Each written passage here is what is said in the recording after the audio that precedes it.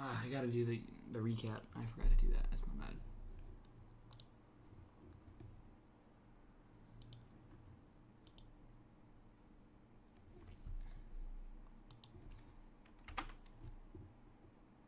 I think it's day 434. Change documents. We're gonna go to today is. What's going on, guys? Good to have you guys on. Good to have you guys in. Let me go ahead and go save here. 23K done. Then we're gonna go here and go 23K done. All right, I'm gonna change this number. Hope you guys had a great weekend out there. Hope you guys have been studying hard out there. Today is the 20th. I hope that you guys have been working hard, making sure you're getting yourself in the proper position to be successful in any part of your life, guys. Not just trading, but whether it be sleeping or emotionally, mentally, physically, trying to get yourself in the right state of mind to be a better person every single day. So let me edit this video here, guys. Oh wait, no, I already did that. Should be good. Okay, cool. All right, now let me post this in chat. So I am live. All right, everyone, I am live going over today's trading day. Up 23K snapped 8 or 9 red day streak over 1 mil in losses. Getting back into the proper mindset.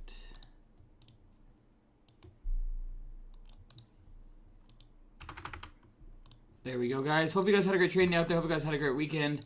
Hope you guys had a studying weekend, as well as making sure you're mixing and studying, but also enjoying your weekend, making sure you're enjoying life. It's important to enjoy life, guys. You don't want to just flood yourself with all this trading stuff and then not enjoy life, because it's important to understand. You have to have a good balance in life, guys. What's going on? Alan Fishing, Money Monster.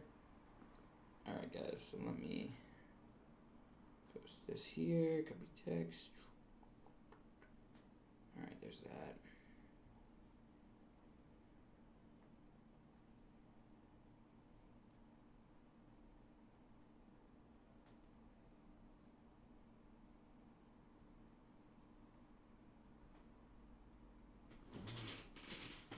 ARC was a big one today. ARQQ. I didn't even see that.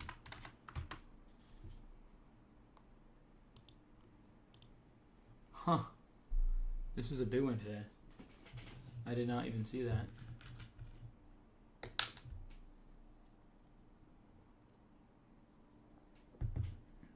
Alright. We'll put that in there. We'll do the big runners today, which were IRNT. We had CRVS. We had EDSA. And we had Zivo.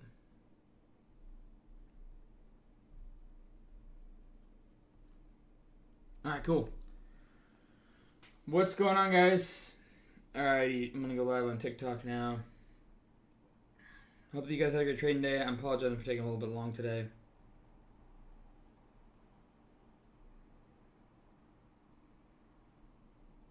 Alright, 23K today. Cool. Alright, we're live on TikTok. Alright, let's do this. What's going on, Tiffany? What's going on, Alan? What's going on, Steven? What's going on, Dine from Kirkland? I remember. Dine from Kirkland, what's up? Matt, Cha, Antonio, Ibeck. What's going on, guys? Let's go ahead and go over today's trading day, okay? So we'll give it about 30 more seconds for people to trickle on in here, and then we'll go ahead and get started, okay? Alright, so give me 1 second.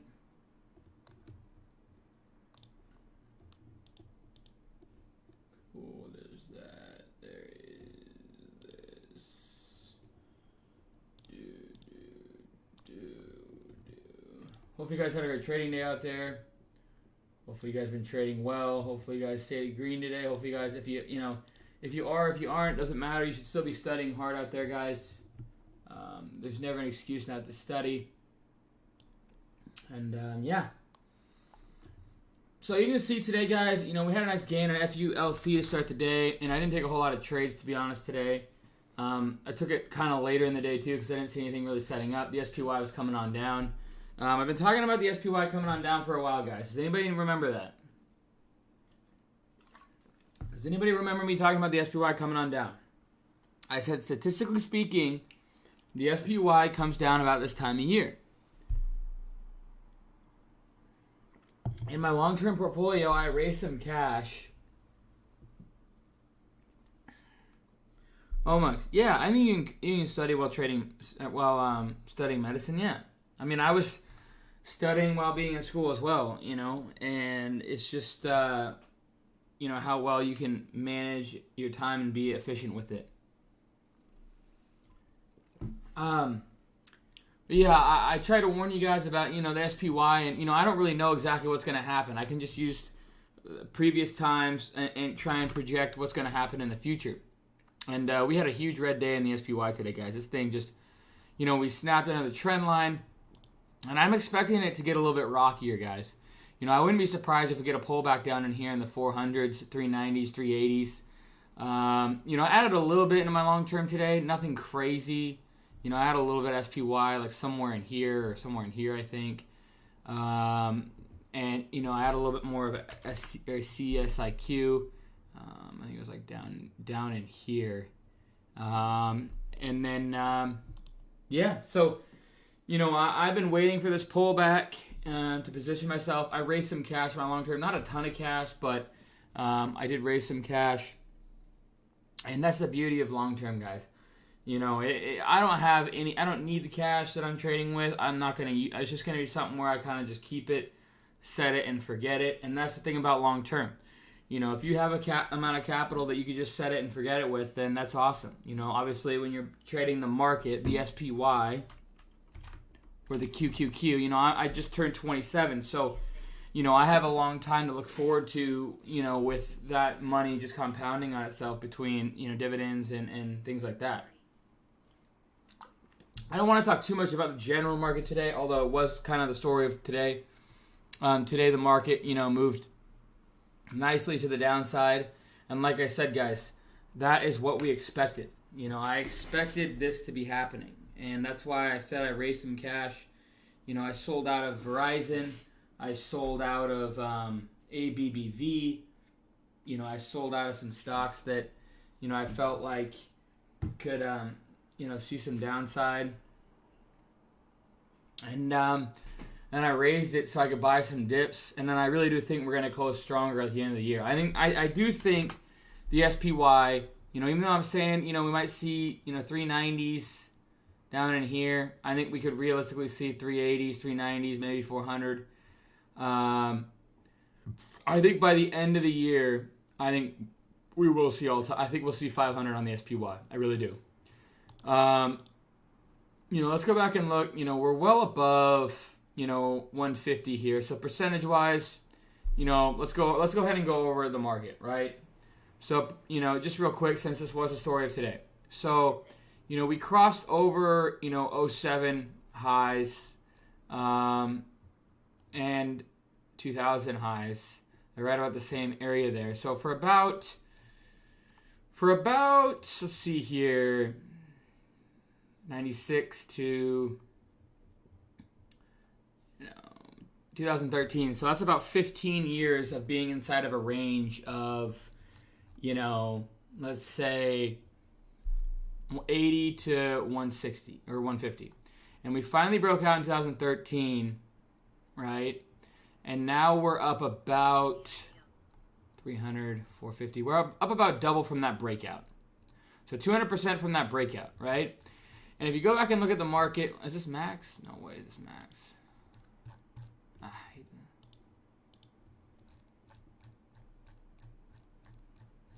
So if you go back and look at the market, even in, you know, 1994, but I don't know how to get a chart farther back than that. Anyways, you know, we broke out, and this made a, you know, let's see. So let's say from right here, I want to get a better chart on the SPY.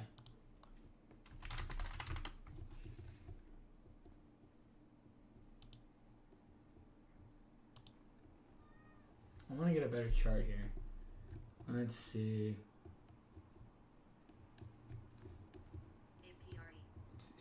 chart all time.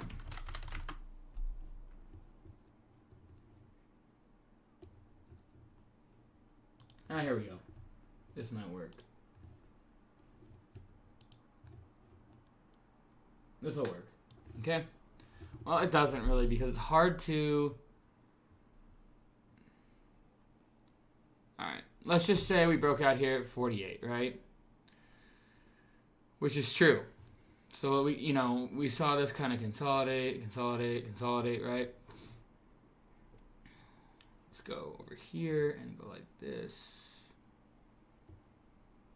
Okay. Alright. So, if we go like this, and we say the breakout's here at 50, okay? Then it went to 100 and 150.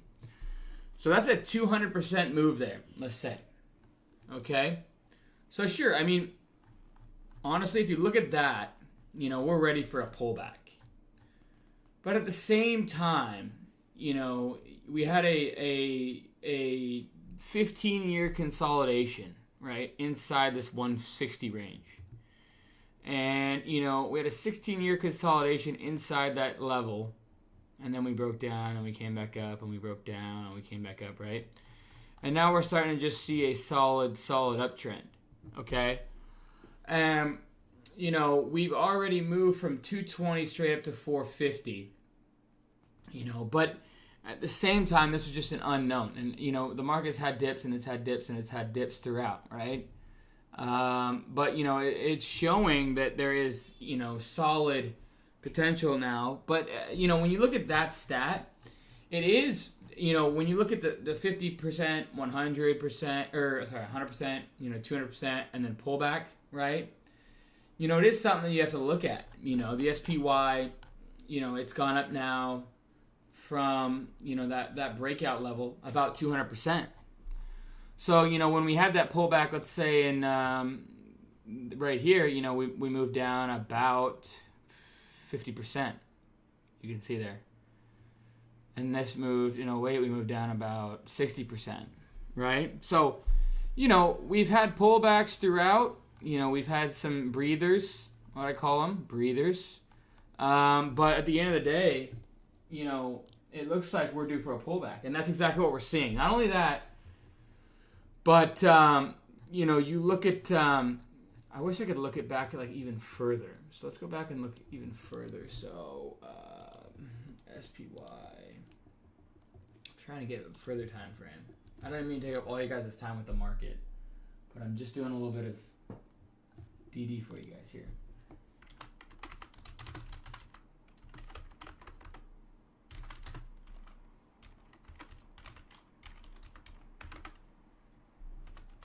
All right.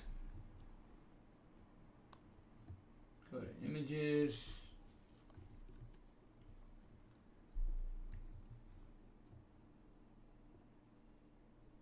Is this gonna work here? Let's see. Let's see here. Okay, cool. Yeah, this will work. So here's a cool one too. All right. So SPY, we have a huge pullback, obviously, in 1932. It went down to 89 from, that was a huge depression there. But then, obviously, it took it, what is that? So that's 1932, 42, 52. So it took it about 20 years to finally break out there, and we still didn't even quite break out until 1992. Is this right? I don't know. Let's see here. Yeah, we had the pullback. Let's go to all years. Is that going to work? All years. Okay. So we had the pullback here, and then we had the pullback, right? And so we're just kind of consolidating inside a range. And then we finally broke out. I don't think this is right because it doesn't make any sense to me. Let's see, 1928.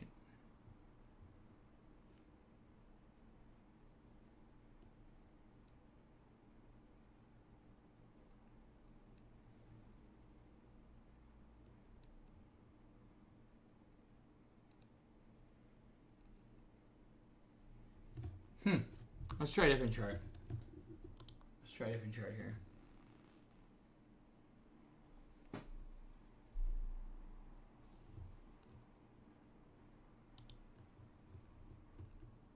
One second here, guys. I'm trying to find a better chart here.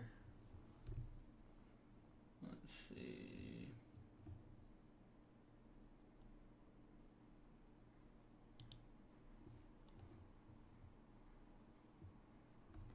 Here's something we can look at, I guess.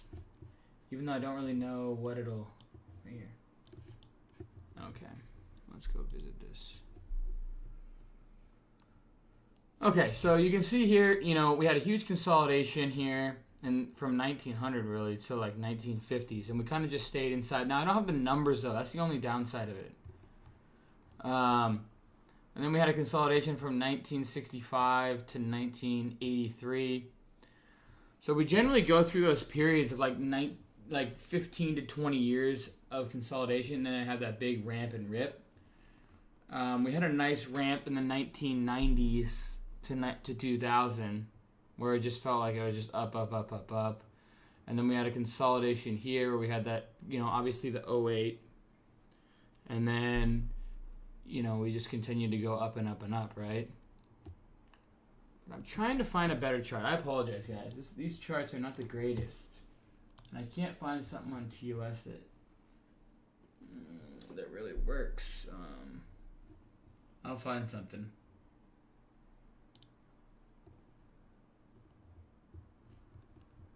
See if this looks good.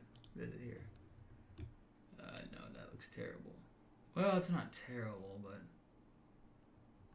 it's not great.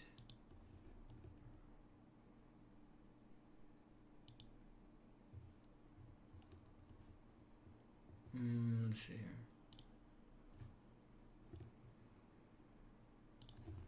I mean, if you want to go back and look 180 years, there was market drawdowns. This was obviously the Depression. And then, you know, 08. But if you look at it like this, it's just like it just goes straight up.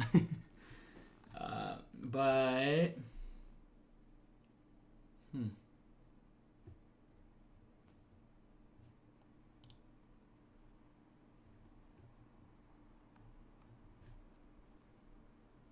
Alright, I'll try one more time, and if it doesn't work, then that's okay.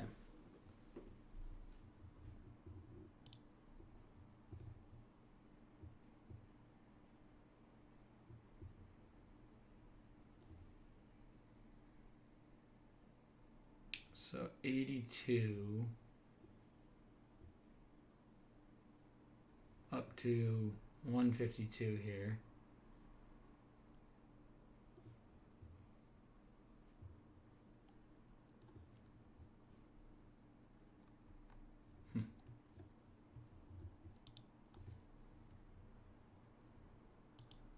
See if this looks clear. Oh, this isn't bad. This will be the last one I'll look at. Even though this is the Dow, recovery time, 19 years. Then we had a recovery time from the dip in 29. That took 25 years. Recovery time, 16 years. So you can kind of see, how long things take, but percentage is tough. Let's see. So we had the blow out. We had a pullback, a blow off top. And we had a consolidation. So, it's 25. Okay, here we go. 1966 to 1982. So that's obviously 25 years it took before we had a break off. 16 years it took. That's how people become wealthy, right? Anyways, guys, I just want to share with that. Obviously, we're due for a pullback, basically. Okay, I've been on here. How long? Too long. Already 20 minutes. Okay, let's go over today's trading day. Okay, cool. So today's trading day goes like this. Okay, starts off with FULC. So basically, what I'm saying is, the market's due for a pullback. That's what I'm saying.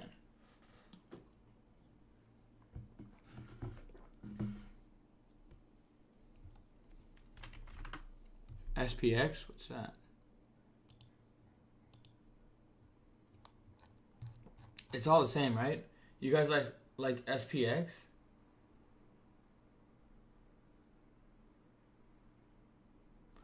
We're just in a weird time with COVID.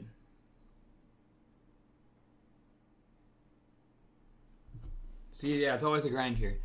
So, we're just in a rough time with COVID because we never really seen something like that in recovery so quick. And then we just gone straight up after that. And in September, we're generally due for a pullback. I mean, I think in September, where? So, September, we had a little pullback there. Where's the next September? We had a little pullback there. September. Obviously, that was the beginning, but then, we generally just pull back in September. It's kind of a thing. That was September as well. Another pullback in September. So,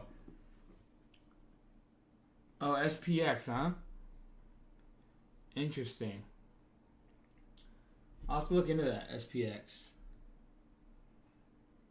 But yeah.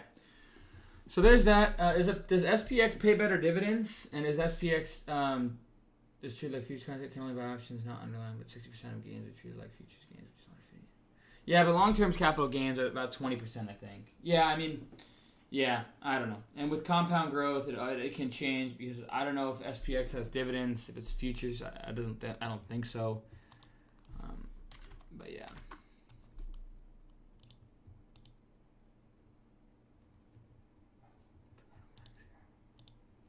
And then here's just the tech market. Obviously, that's been on a tear. It had a huge run up to 118 and 2000, and that huge run up meant something. It just took a huge dip, and then finally, you never just because it looks like a parabolic, but at the end of the day, so does this, right? And it's not done, and so does that, right? And it's not done, So at the end of the day, SPY, same thing, right? If you look at it like this. You think, okay, that's a parabolic, right? No, it's not done, and it's not done. But it pays dividends as well, so that's the great thing. Yeah, the dividends is where you see the growth long term. But anyways, guys. EDSA, let's talk about today's trading day, okay? That's the kind of DD we do it here in our micro trading. That's just a little bit of the studying that I do. That's just a little glimpse. But anyways, guys, FULC. You see here, I knew that it had broken out. It never gave up on the 1 year. You can see it never gave up, and finally we reperked new highs. And then I saw this one right around it here. Took the long, sold it for $1 share, gaming 19 grand on it. Then I just kind of chopped around with plays. IRNT. Obviously it made a nice move without me. Still, with size, I gotta be careful. I have to have lower risk, take positions off, and ended up kind of just making a little bit on the name, about 2,000 in total on it. And then EDSA, I ended up taking my profits in here, and then it ended up perking off without me, but now it's way down. So it's like, you have opportunities, but this when you like I was saying today, guys. Let me explain today, okay? Snap my 8 or 9 day red streak, small size and low risk off trades today, team. This is how I need to always trade until the market is red hot. Could be doing so much better if I keep that mindset. I'm working on it. I know what I'm supposed to do, but size changes my mentality and what I'm supposed to do, something I continue to work on. So what I'm trying to say here, guys, is that, I know I've been on a rough red streak, and I know I've been on consolidation over the last 4 months, 3 months. Ricardo, it's $1,949.99. Sometimes I do sales as well.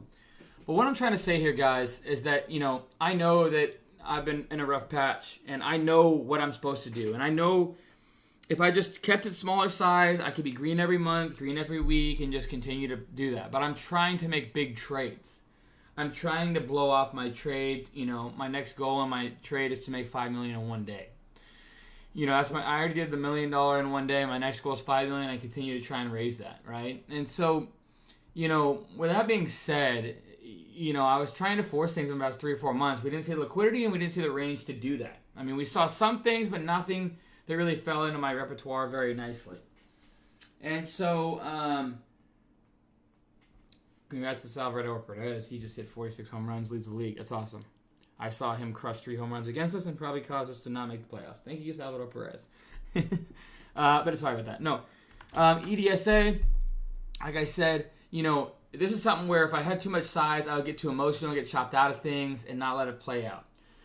But, at the end of the day, when you have smaller size, you're allowed the position to play out, right? You allow the position to play out. You allow the position to pan out. You allow the opportunity to pan out more, and you kind of can breathe a little bit easier. When you just take a big position in here, you probably get chopped out for a loss, and then you try and retake an entry on this chase, and then you probably get chopped out here, and it goes without you, right? Trading with size is something that can really change your mentality as a trader, and you have to know that, When you're trading with 10%, 20% of your account, you probably don't get emotional, and you probably make better trades. I'm sure we can all agree to that. Is there people out there that are listening, right? Do we all agree that when you trade with smaller size, you generally trade better? Is that yes or a no? When you trade with smaller size, you generally trade better. Is that a yes or is that a no?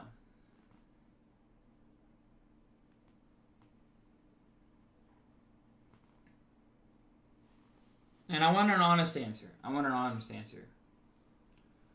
don't want people to just agree. I just want an honest answer. Do you trade better with smaller size or do you trade better with bigger size? So yes, emotionally, I'm getting a bunch of yeses. Emotionally, we as traders trade not the best as we could trade if we're trading with size. There's many things that go along with size. Number one, it makes you way more emotional. If you're trading with size in this chop, you're probably going to get stopped out, get FOMO, stopped out, get FOMO, chase it up, stop out, chase it up, stop out. When you're smaller size, you kind of allow the thing to breathe. You can kind of take a position in here and then allow it to drop and then see a bigger picture of, wicks coming down in here and here, right? Be able to size back in and enable yourself to maybe take some pieces off, consolidation, buy, and then sell off the rest, right? It allows you to trade like you're supposed to trade, right? Or it allows you to trade more like your strategy, your plan, your process, and your strategy, right? But when you're trading with bigger size, it doesn't allow you to think as clearly as you want to, right?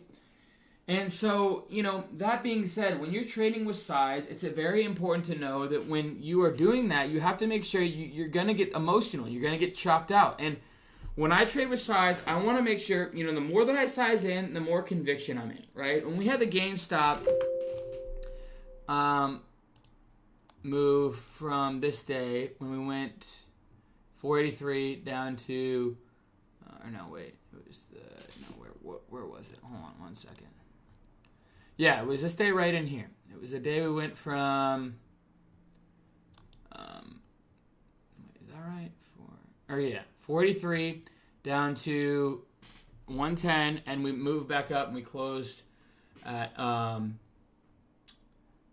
can't even remember where we closed. So let's go back and look at that day, actually. So if we do a chart, 180 day, right? Let me go back. Is it on here? Yeah, there it is. Okay. So we had to move up, and we moved all the way up to 482, right? And then we come all the way back down to, like I said, 111. We re-perked back up to 323. Intraday, guys. Intraday, we perked from 110 up to 323. And I was long at about 145. So right in here with about, I think it was like a $3 million position. Maybe it's a $5 million position across accounts. And that's my bread and butter setup. I look for huge emotional washes, guys. Huge emotional washes with tons of liquidity. Hold. And then, I had tons and tons and tons of conviction. So I sized the F up on this. And I made well over $1 million on this name that day. Now, if I hold that overnight, look at where we open, guys. I'm up. I don't even want to. It's going to make me throw up. I'm up a lot, right? And so, those are the conviction plays for me. And I will size the F up on them, right? I will size the F up on them, okay? But, if it's going to be something choppy like EDSA, I don't really have any conviction. I mean, sure, we had a nice breakout, a nice move up, but, we're not seeing huge emotion yet. No proof of that, really. I mean, we're seeing some things, but we're not seeing thousands of percentage gainers intraday. So I'm not going to make any kind of conviction trades, nor that I should, I don't think.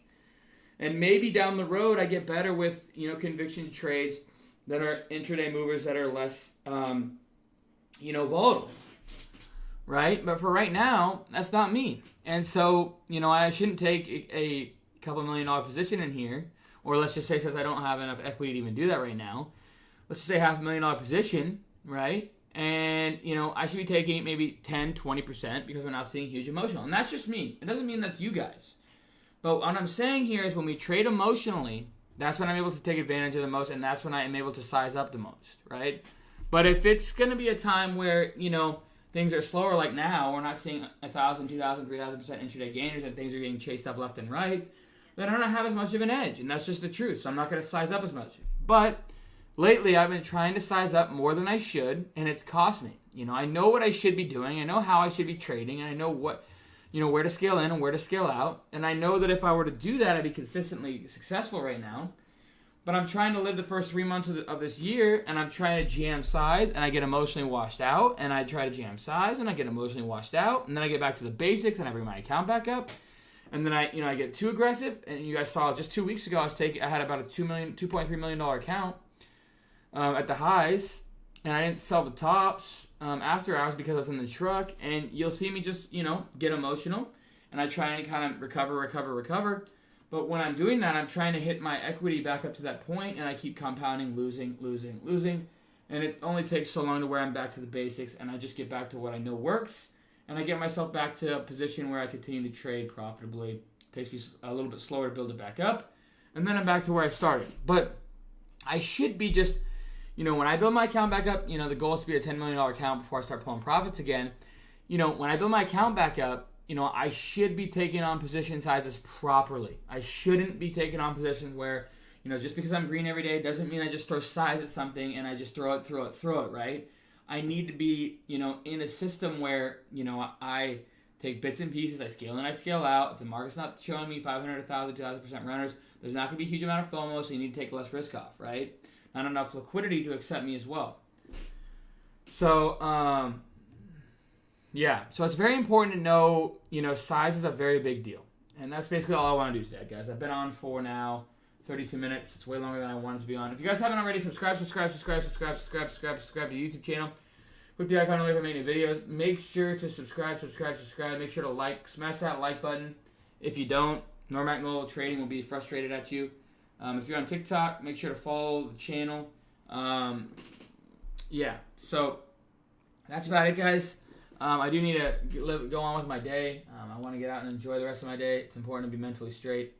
And I'm going to go maybe hit some golf balls or something like that. And then I'll see you guys tomorrow, okay? Hopefully you guys got something out of today. I appreciate everybody for liking and subscribing to the channel. Click the icon if you make new videos. Cheers, team.